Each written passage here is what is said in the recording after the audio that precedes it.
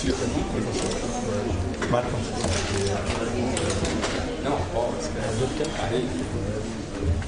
Marco. Ça va tricher. Mettilo sul tuo sinistra come lo metti sul tuo sinistra dopo il computer come sta adesso.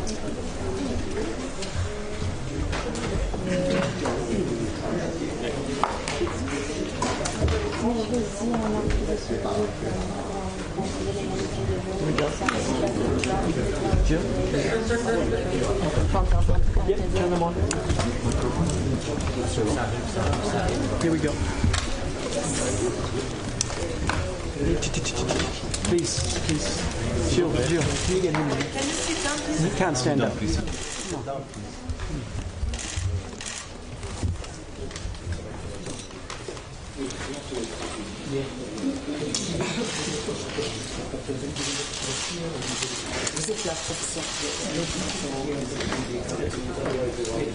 Monsieur Hussin.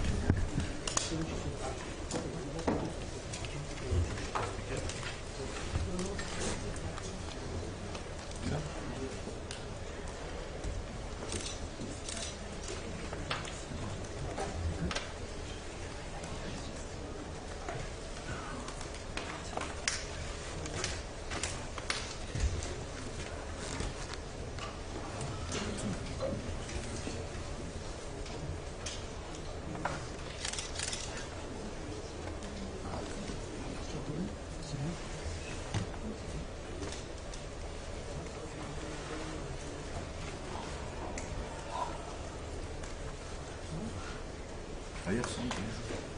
It's okay for you? You have your...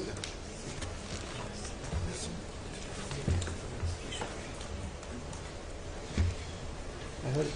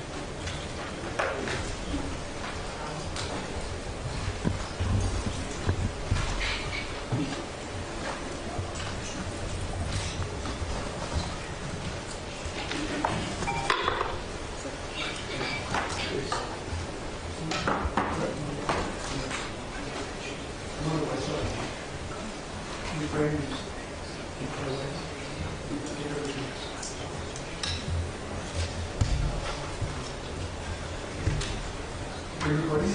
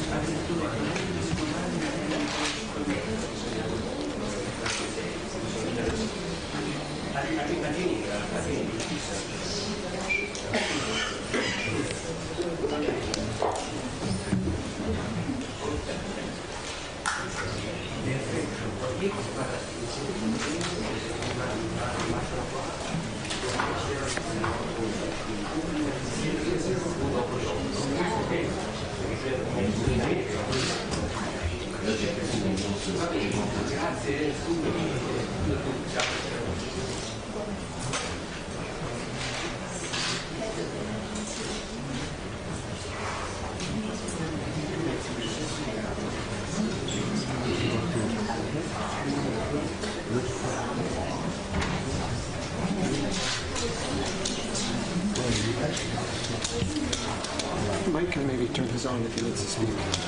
Mike needs to speak. Yeah.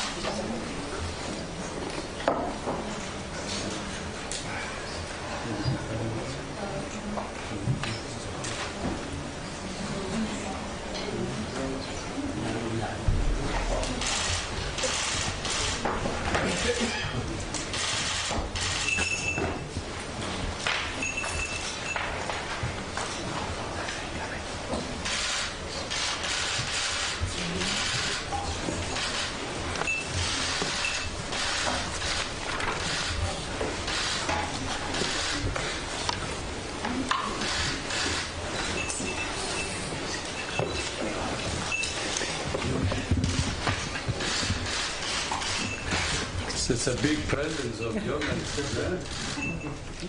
That's when our friend colleagues say, oh la la.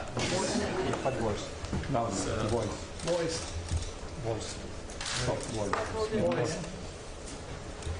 Good evening again, and thank you very much for your patience. No voice.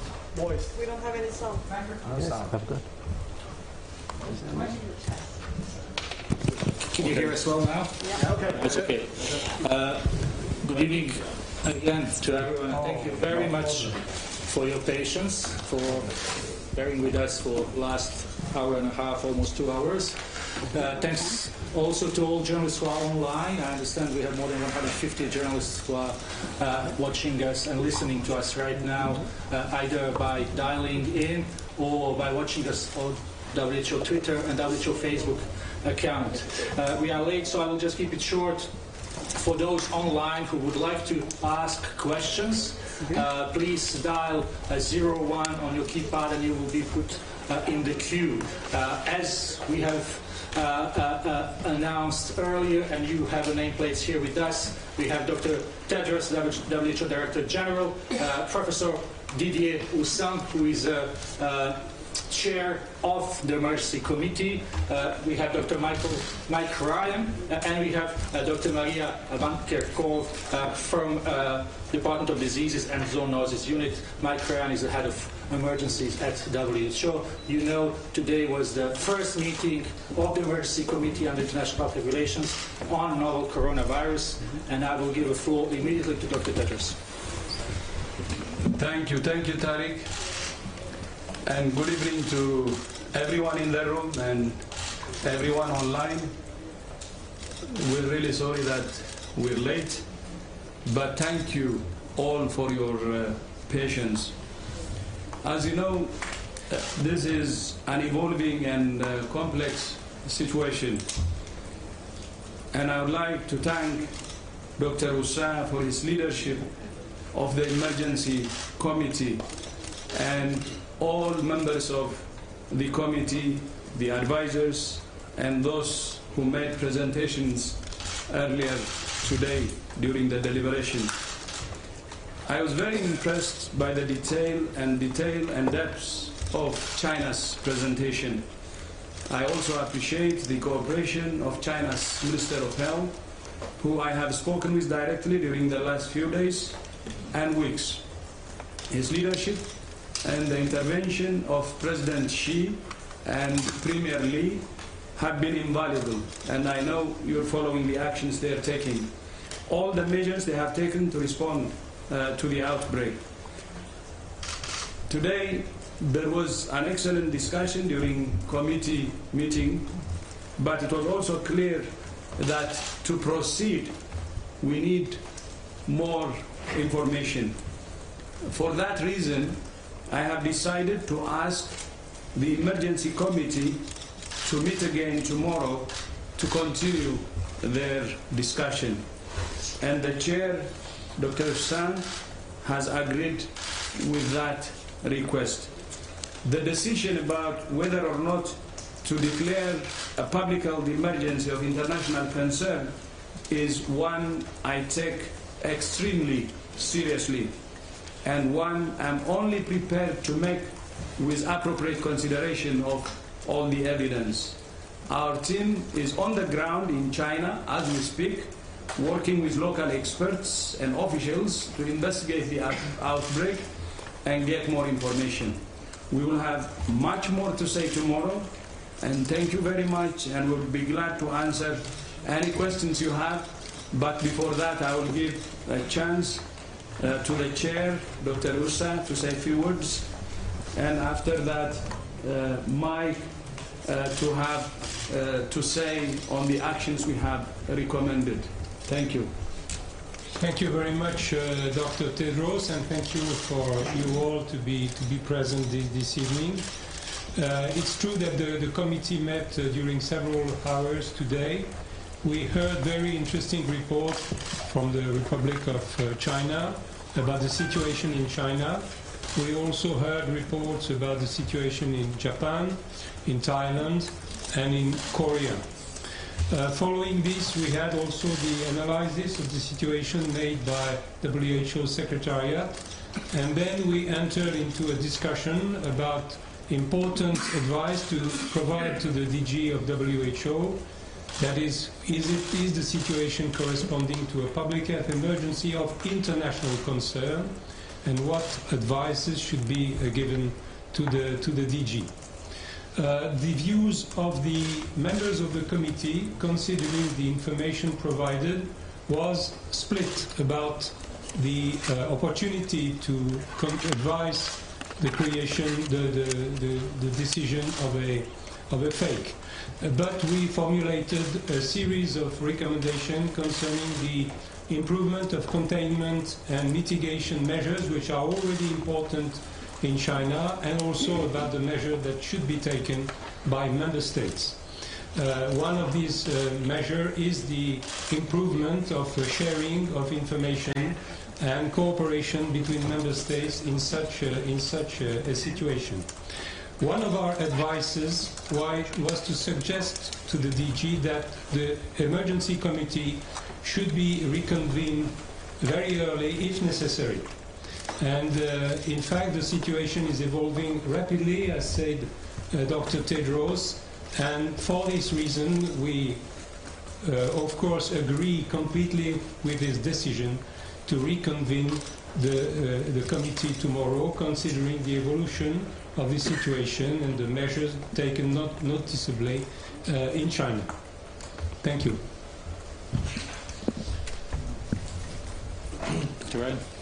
Good evening, everyone, and let me again thank our member states for their excellent presentations today at the Emergency Committee, and also for their actions already taken in the face of this evolving epidemic. Just to briefly summarise to you that WHO has been on full activation of our incident management system since the last day of 2019 across the three levels of our organisation. We've been coordinating a series of global expert networks and partnerships that have dealt with laboratory diagnostic, assay development, infection prevention and control, clinical management, standardised data collection, mathematical modelling, research and development, and many other pillars of the response. We've been providing technical support to member states, both member states affected and unaffected states. We've been sharing critical updates with member states through our EIS platform with member states, with disease outbreak news, and through the WHO website. We have released a comprehensive technical package of interim guidance for 2019 nCoV. These materials are online, reviewed daily, and updated regularly. We have updated travel advice for international travel and health in relation to the outbreak. In addition, we have been working very, very closely with global partners and the Global Coordination Mechanism for Research and Development for Epidemic Diseases as part of the Research and Development Blueprint, working with institutions such as CEPI and others on advancing medical interventions, diagnostics, therapeutics and vaccines. And at the moment, the landscapes analysis for those have been completed. We're working on sample and virus sharing. We're working on developing and disseminating clinical trial protocols and many other issues related to the carrying out of structured evidence-based research in the field as needed. The priorities right now, notwithstanding the deliberations of the committee, the member states affected have implemented a number of control measures. These have focused, and WHO agrees, the primary issue is to limit human-to-human transmission, to reduce secondary infections, especially amongst close contact and particularly in healthcare environments. We need to prevent transmission through amplification events and super spreading events, and obviously prevent further international spread. Reducing zoonotic transmission, or transmission from animals to humans, is important, and identifying the animal source or sources and limiting exposure to those sources is exceptionally important. We need all member states to focus on early identification and isolation of suspect cases and probable and confirmed cases, and we are working closely to equip countries to be able to detect and isolate and provide optimized standards of care. There are many unknowns to address in this event, including clinical severity and the true extent and nature of disease transmission. Communicating critical risk and event information to all communities is the responsibility of everybody, our member states, the media and WHO, and we at this time must particularly counter misinformation that may affect people's behaviour. And lastly, minimising social and economic impact is important at this time. So the organisation is fully activated at all levels with our partners in response to this event, and we await the further deliberations tomorrow of the committee as I said, we await those deliberations. Thank you very much. Before we go to questions, first I have to apologize to Dr. Sylvie Briand, who is sitting next to Dr. Mike Ryan. Dr. Briand is our Director of Global Infectious Hazard and Preparedness, and she, together with Maria, may answer some of your questions. So we will start with the questions from the room. For those online, I will just repeat that if you have a question, please type 0 on your keypad and you will be put in line. We will take questions if our speakers agree one by one, and I will ask you to introduce yourself first and the outlet you are working with. So we will start with, I think, colleague from China.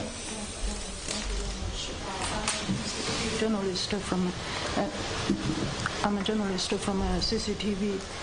My question is to Your Excellency, Mr. Director General, Dr. Tedros, about WHO's evaluation of the measurements by the Chinese government in response to the epidemic. After the outbreak of the 2019 novel coronavirus epidemic, how do you comment on the liaison and reporting between the Chinese government and relevant departments with WHO? With your expert group already in China, what evaluation does WHO have on Chinese medical institutions regarding outbreak control and patients' treatments? Thank you. Yeah, thank you. Of course, this is a novel coronavirus, and it's a new discovery. So identifying the pathogen was done swiftly, and it shows the capacity that China has now. And the sequencing was done quickly, but more importantly, it was shared immediately. And that's why Korea, Japan, Thailand were able to diagnose the new coronavirus quickly. In addition to that, actions taken immediately, especially on the market, Wuhan market, seafood market, and followed by other actions was very commendable. And the involvement of the leadership, starting from the president himself, who gave really clear guidance, the premier and the minister, was also very impressive and different actually from previously, from previous actions. You see the capacity and you see the political commitment. And that's continuing, and we appreciate that. But at the same time, although there is good capacity in China, they have also invited our experts. So our experts are now on the ground as we speak with Chinese experts assessing the situation, and that's why we're saying we will have more information and we will reconvene tomorrow. So that's what we see from WHO side, and we really encourage China to continue that way, because not only that will help China to clean the outbreak as soon as possible, but also to help in preventing it from spreading internationally. Thank you very much. Please introduce yourself, Marco. My name is Marco Clementi of Rai Italian TV. This is my question. Which is the level beyond which a local emergency becomes an international emergency according to WHO? That's the question. I don't know. Would you like to take over?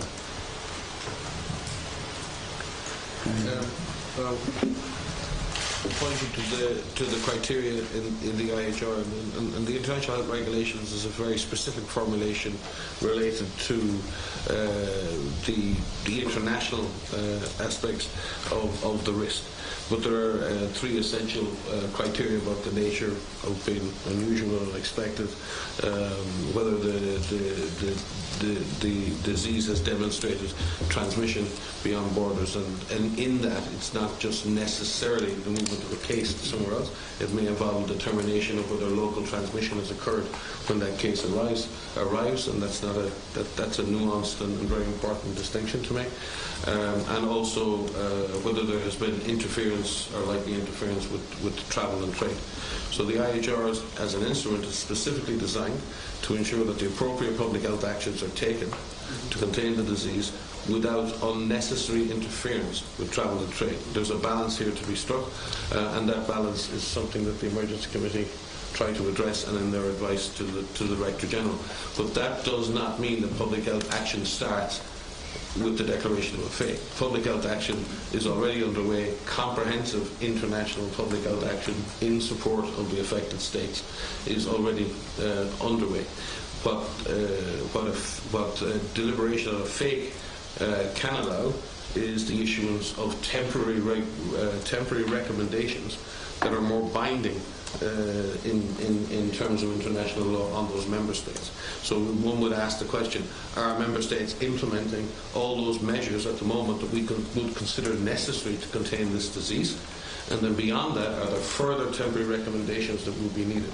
So in that sense, it should be a reinforcement of existing action, and that's why I took the time to explain the actions that are being taken. And in that sense, we need to separate the fake is a very particular concept in this regard. Thank you very much. Stephanie, please.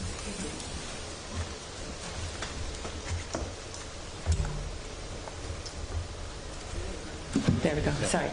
Reuters, Stephanie Nebehe. Could you tell us whether the panel, I don't know, would be appropriate for the chairman or Mike, tell us about the discussion of evidence that you were seeing about human-to-human transmission, and what evidence you might have been presented with about any mutation in the virus which possibly has made it more transmissible, or any super spreading events that you may have seen. Can you give us an idea of what your understanding is at the moment? I think we are in agreement with Chinese authorities, who have been very clear and transparent that there is evidence of human-to-human transmission, and the evidence points to human-to-human transmission in the context of close contact with the suspect case or within a healthcare environment. So the virus clearly, and this is not unusual, previous SARS epidemics and MERS epidemics have demonstrated human-to-human transmission. The current Ebola epidemic in Congo has gone through multiple generations of human-to-human transmission. It is not the existence of human-to-human transmission that purely determines the impact of the event. What matters is the route of that transmission, and whether we've identified those routes adequately and then give the proper advice to break the chains of transmission, and whether we can track those chains of transmission in an appropriate way. And we're back to the simple actions of public health: early identification of cases, identification of high-risk contacts, following those contacts, and ensuring that if they develop illness, that they're isolated quickly. So those are the principles. So we may go through generations of human-to-human transmission. If the route of transmission is still due to close personal contact and droplet infection, then the device or the disease is essentially containable. The issues that arise are the unknowns as to whether or not there are other routes of transmission occurring, and at this time it is not possible to determine that absolutely. It would appear that the main routes of transmission are along the expected routes of transmission for coronaviruses, and that is part of the extension of the deliberation of the committee, is to further consider these matters. Thank you very much. If other speakers, does anyone wants to add something to this? If not, we will give a chance to some of the journalists who are listening us online and who dialed in. We will start with Helen Branswell, if Helen can hear us. Helen, do you hear us well? Yes, thanks very much for taking my question. I was hoping that perhaps Mike could expand a bit further on the transmission issue. Have you clear indication that this is sort of stuttering transmission from among people, or are you seeing any sort of third, fourth generation cases among people? And I would also be interested in WHO's reaction to the news that Wuhan is effectively being quarantined. This is a very severe action, and I would like your thoughts, please. Thank you very much, Helen. We didn't hear you very well, but I understand there was a question about a transmission and possible generations of transmission. Do you want me to try again? The second part of your question, please. The second part was I would like WHO's comment on the decision by authorities in China to effectively seal off Wuhan. It's a very severe measure, and I'm wondering what WHO thinks about that. Thank you, Helen. We understand first question is about transmission, and second question is about measures put in place by Wuhan city. Who would like to take? I can start and hand over to Sylvie or Maria. My understanding is that we have not at this point confirmed third, fourth generation transmission, but our colleagues can speak to that. And in reference to a previous question, Stephanie's previous question on the genetic diversity, the virus is showing stability and not showing a divergence or any unusual activity.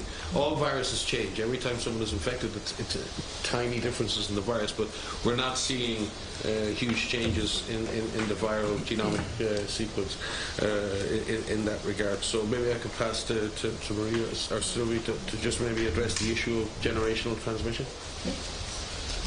So thanks for that question. So we had some. Thank you. Thank you for that question with regards to human-to-human transmission. We're very thankful to the colleagues who sharing information about the situations in their country. What our colleagues have shared with us is, as Mike has described, some human-to-human transmission amongst close contacts. And what investigations are underway to fully determine the extent of this. So at the present time, we don't know the full extent of human-to-human transmission, but what we've seen are human-to-human transmission events amongst close contacts in families and in healthcare settings. And as Mike said previously, this is not unexpected for a respiratory pathogen. We have not been presented any evidence or have seen any evidence of ongoing transmission where we've had third or fourth or fifth generation. But as we said, our colleagues are working very hard to better understand the extent of infection and where this infection is occurring.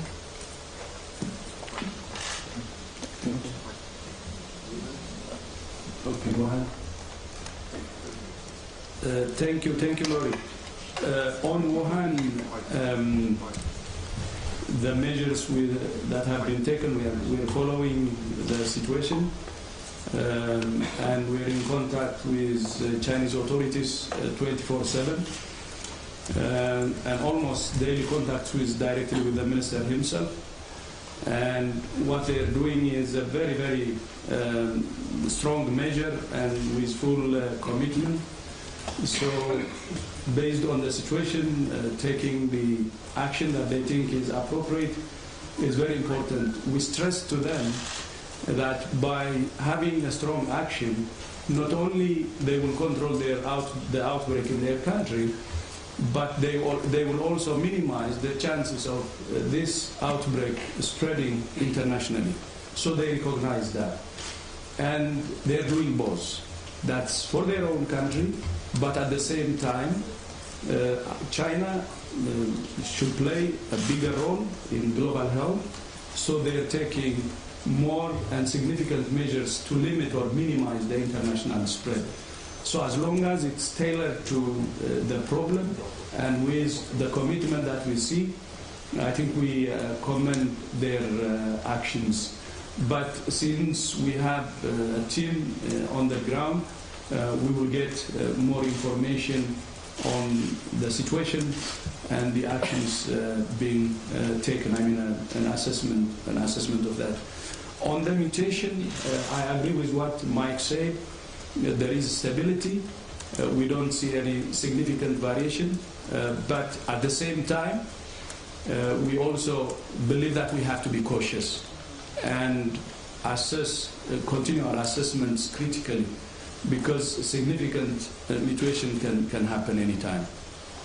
So we should keep that within our attention. Thank you. Thank you very much. We will stay with journalists online. We will go to John Cohen from Science. John, can you hear us? I can. Thank you. Can you hear me? We can hear you, but please speak loud and go ahead. Yes, I will. Thanks for taking my call. I just wanted to clarify what it is that the committee is deliberating. It seems like the three things that Mike Ryan ticked off have been met in terms of declaring a fake. So what is it specifically that gives the committee pause to determine a fake? What needs to occur? Is it third generation transmission? What is it exactly? All those things you mentioned, it seems, have been met. Thank you, John, for that question. Thank you for this question. Well, it's precisely the question which were raised during the meeting of the emergency committee. It was the question of the assessment of severity and transmissibility. Of course, we had information provided by the Chinese authorities, but this information, of course, they are limited by the recent outbreak which has occurred, and the committee felt that it was a little too unprecise to very clearly state that it was time to declare, to suggest to the DG to declare a fake. This is why the opinion of the committee was a split, and this is why we suggested that according to the evolution of the situation, we of course would be extremely ready to reconvene as soon as necessary in order to discuss about additional information, and clearly the information provided by Wuhan is one information. Thank you very much. We will go back here to the room. There's a gentleman who really wants to ask a question here. Please introduce yourself. Thank you. Zhang Xin from Caixin Media. I have two questions. First, do you have any rough ideas about the victim of this virus, the people who died? Do they share any characteristics in terms of gender, age, or pre-existing health problems? And second, has the animal vector been identified, or which animal did the disease come from? Do you have any idea on that too? Thank you. Thank you very much for these questions. So it's about source and group of among populations. Maria. Yes. So it's, okay. Yes. So there have been some deaths associated with this outbreak, and from the information so far, there are some characteristics of those individuals. Many of them have had underlying conditions, underlying medical conditions, and have been of older age. Based on our past experience with other respiratory pathogens, advanced age and underlying conditions are known risk factors for developing severe disease and death. With regards to the animal source, there are many investigations that are currently underway in China, in Wuhan, and in the live animal markets, for example. We understand that they are investigating and taking samples from animals that were in that market, and they're also doing some environmental samples of those markets to determine if the virus is in those markets.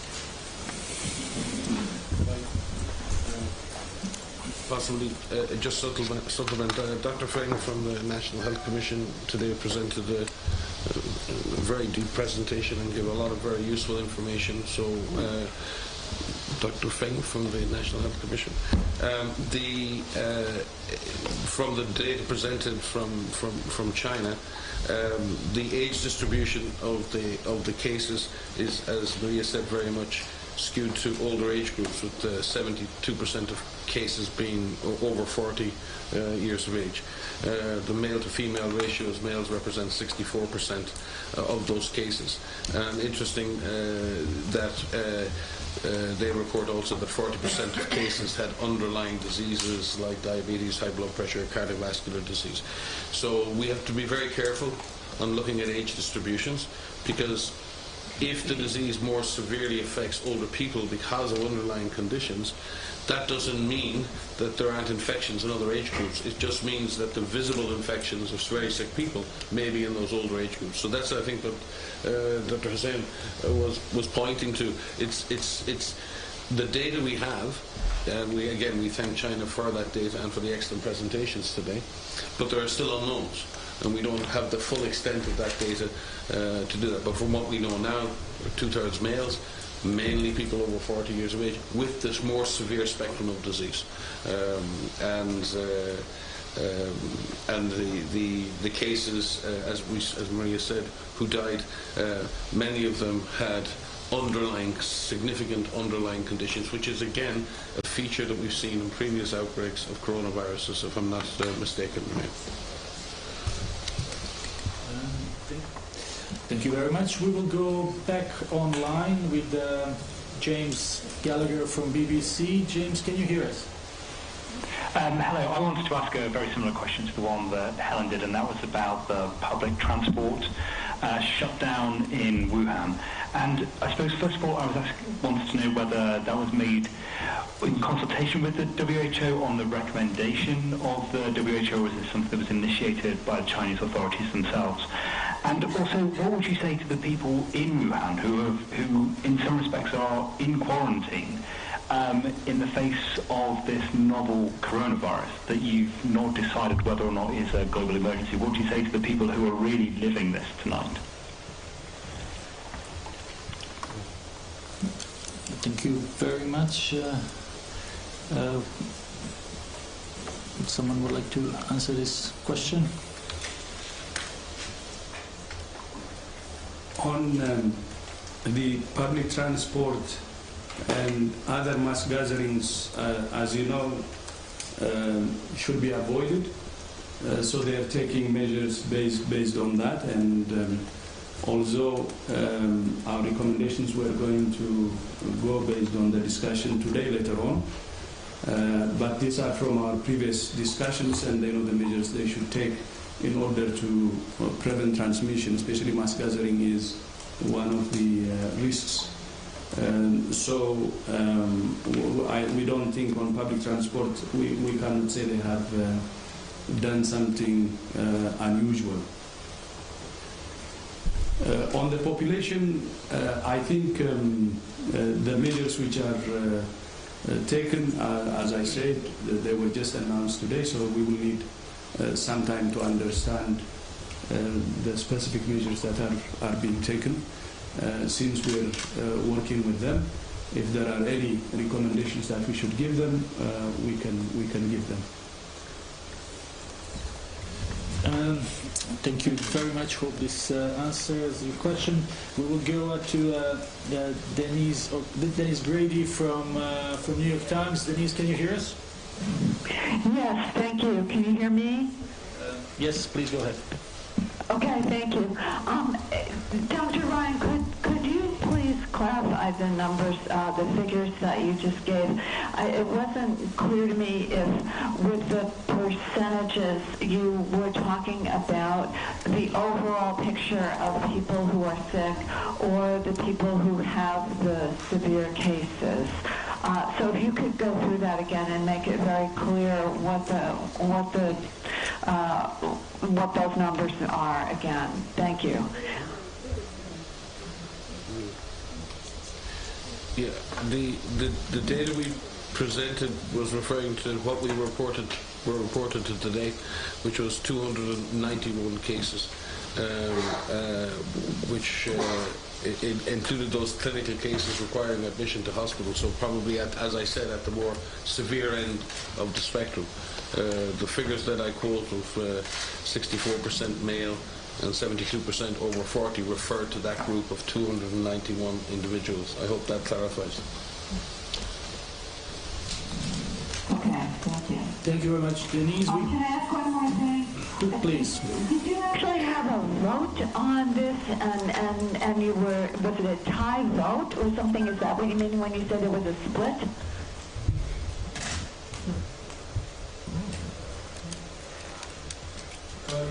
You are questioning the divergent views within the committee? Yes. 50-50, even.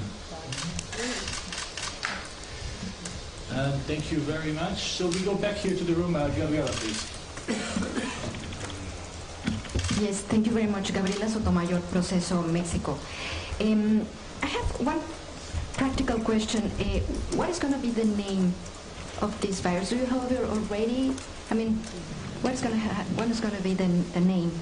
And is the virus spreading exponentially? What is your observation on this? Thank you. Dr. Brian, please. Currently, we use the name 2019 nCoV for novel coronavirus, but we will convene a committee to decide on the official name.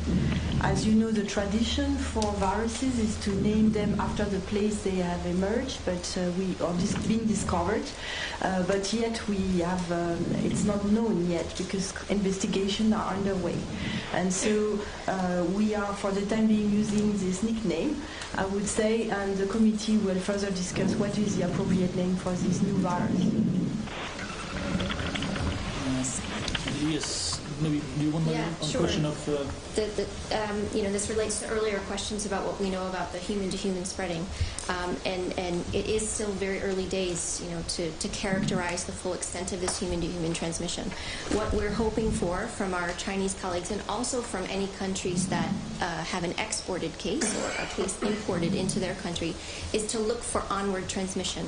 What level of secondary transmission amongst close contacts exists? We haven't seen any secondary transmission from any of those exported cases, and that is quite important. Within China, we've asked our colleagues in China to further explain to us what they're doing to better understand the extent of infection in Wuhan, but also in other parts of China. And then, importantly, amongst those cases that they've identified, how many of those are related to human-to-human transmission, and then in what context did that human-to-human transmission take place? Was it in a household? Was it in a healthcare facility? Was it in the community? So those are critical pieces of information that we need to know to be able to characterize the full extent of transmission. And maybe I would supplement here, because there's a difference between a daily reporting of cases and when those cases had their onset. And many of the cases reported over the last 2 days could be cases that have been picked up retrospectively based on enhanced surveillance. And their dates of onset may be over many, many days, many weeks. We don't know. That is why we did receive some really helpful disaggregated data from China a number of days ago around the original cluster around the Wuhan cluster around the seafood market. It will be extremely helpful at this point that China, and I believe they have every intention to do so, is to share that disaggregated data, because it's really important that we're able to do that secondary analysis, construct those epidemic curves, and estimate the doubling times and the rates of movement of the virus, both in terms of temporal rate and the geographic rate.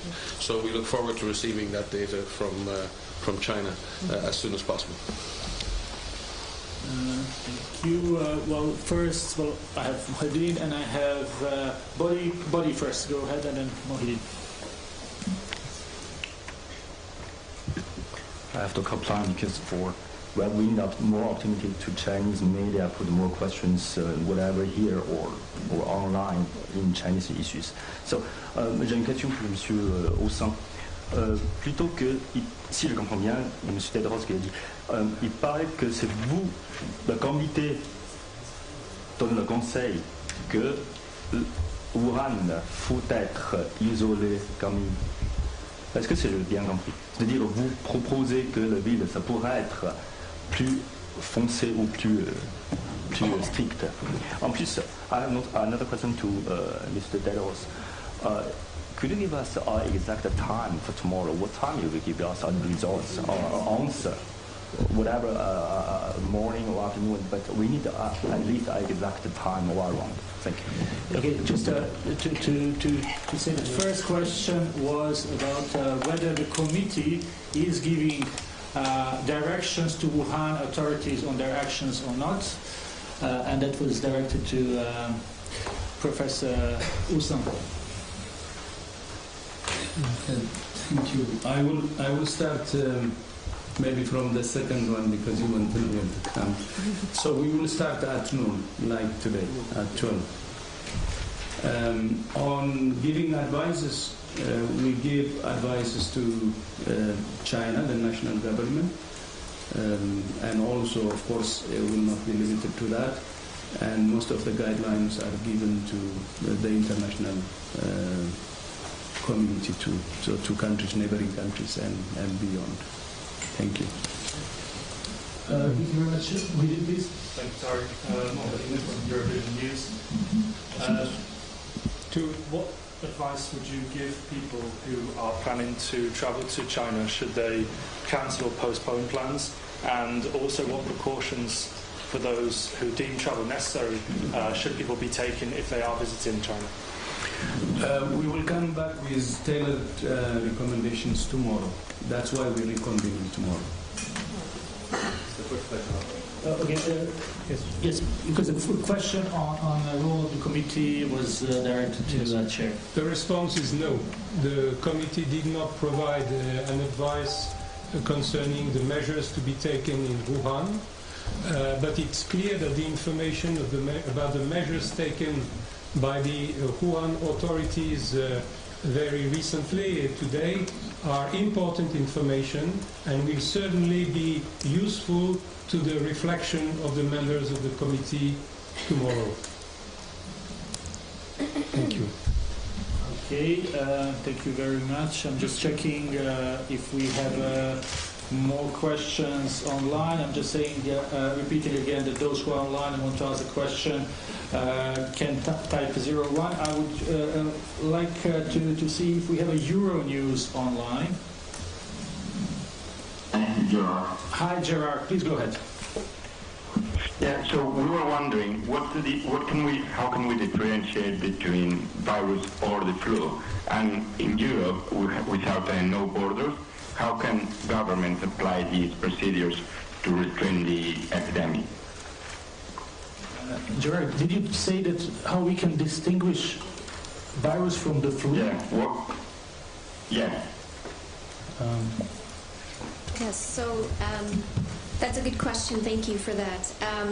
So many of these respiratory pathogens that are circulating it's very difficult to distinguish between different viruses. What we understand from the 2019 novel coronavirus is that it can cause a range of disease in individuals who are infected, from mild disease all the way to severe disease and death. That's quite a range. Investigations are still ongoing to better articulate what proportion of individuals will have mild disease or severe disease and what risk factors they may have to result in more significant disease. In the beginning of an infection, we start out perhaps with some mild respiratory diseases. What we refer to are the diagnostics that have been rapidly developed thanks to the rapid sharing of sequences by Chinese authorities. So there are labs all over the world now that are able to detect this virus in patients. And so our recommendation is to ensure that individuals can be identified quickly and isolated quickly, tested quickly, cared for, and managed so that they can prevent any further transmission. Thank you very much. We'll maybe take one or two last questions before we conclude for tonight. Maybe we start first with Betsy McKay from Wall Street Journal, and then we will give the floor to our John here. Betsy, can you hear us? Yes, can you hear me? Yes, please. Okay, great. Thank you very much. I just wanted to ask a little bit more about the contact investigations going on in China, how much information you have on them, and given the rapidly expanding number of cases, do you feel that China has the capacity to do these contact investigations at this time and stop the spread, or does it need help from outside? So I'll start with that question. Maybe others would like to add to that. So what we understand in terms of the activities for looking for cases is that Chinese authorities are conducting what we know as active surveillance. As you've heard, the initial cases were picked up through their pneumonia surveillance system, which was established after SARS. Once they identified that cluster, they initiated this active case finding and retrospective case finding of individuals who had pneumonia. Of the people that they identify with infection, they identify their contacts, and then they follow those contacts for a number of days. So they're doing some active contact tracing amongst the identified patients, but they're also looking at healthcare workers, family contacts, and healthcare workers. And so those investigations are ongoing. We've requested more information to get better details on this. But yes, it's active surveillance and then contact tracing amongst those identified. Thank you very much, Dr. Van Kerkhove. John, please, if you could just come to the mic. Yes, good evening, John Zarakostas, France 24 and The Lancet. I was wondering, sir, in your deliberations this evening, if you analysed the prospects of the trend in case fatality. Do you anticipate it shooting up? It's quite low at the moment at around 3.8%, but in other cases of similar coronaviruses, it's been much higher. What's the information coming from the field?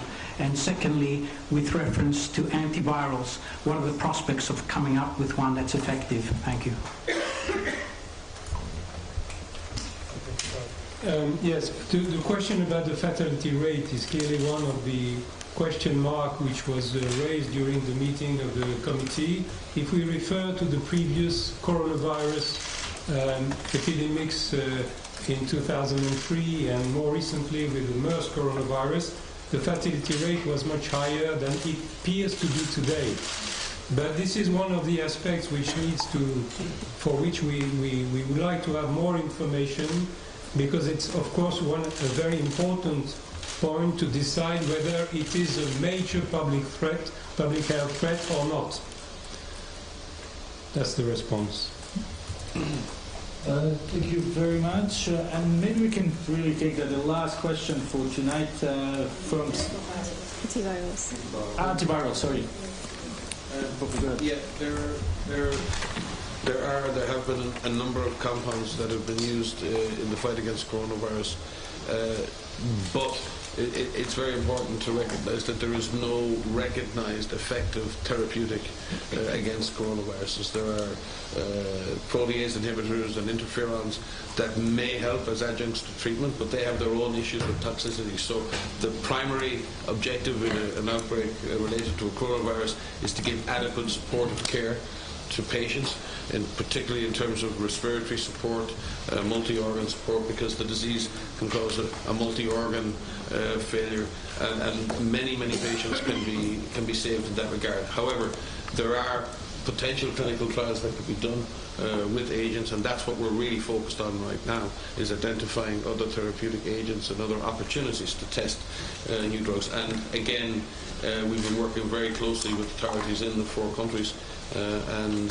again, very much welcome, particularly in this case, the participation of Chinese experts on all of the expert networks that are helping us to move towards one of the opportunities that sometimes can get lost in an epidemic is not collecting the structured data to understand the clinical disease, and then using drugs even on a compassionate basis, but collecting the data in a structured way under what we call a MURI protocol, which is a protocol that allows the compassionate use of drugs, but also collects very important data to allow us to advance knowledge.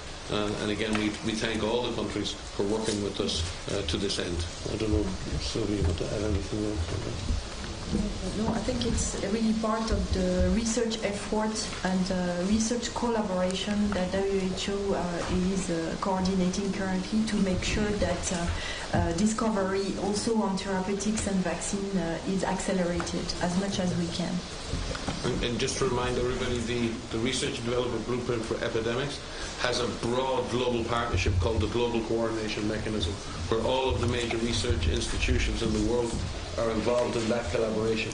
And again, this is the type of collaboration we need: the sharing of sequences, the sharing of viruses with provision of guarantees around the adequate benefits that go with the sharing of clinical knowledge. This is global solidarity in action, and we need to see that continue in the coming days.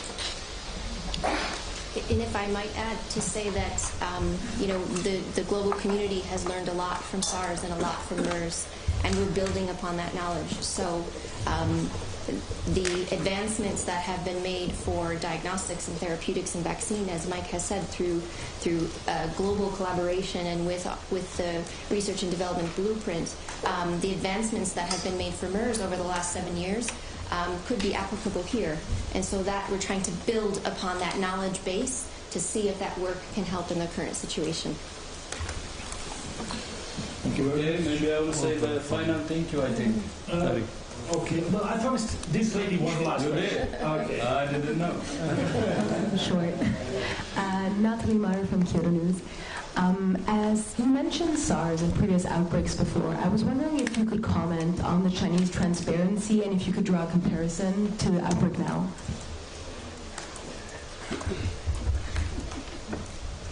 I think on the Chinese transparency, probably I have said a lot earlier, so it will only be a repetition.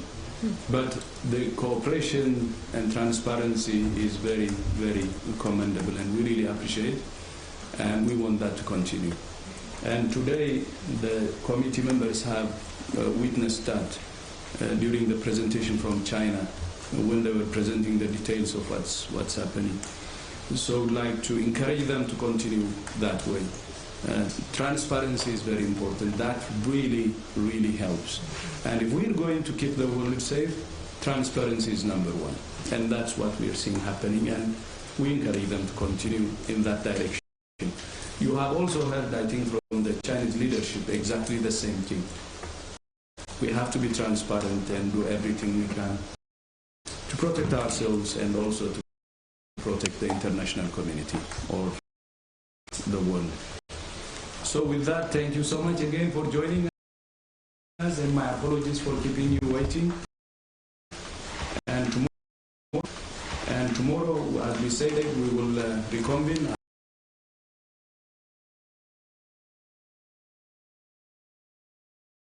Information that we will have, we will keep in touch with you.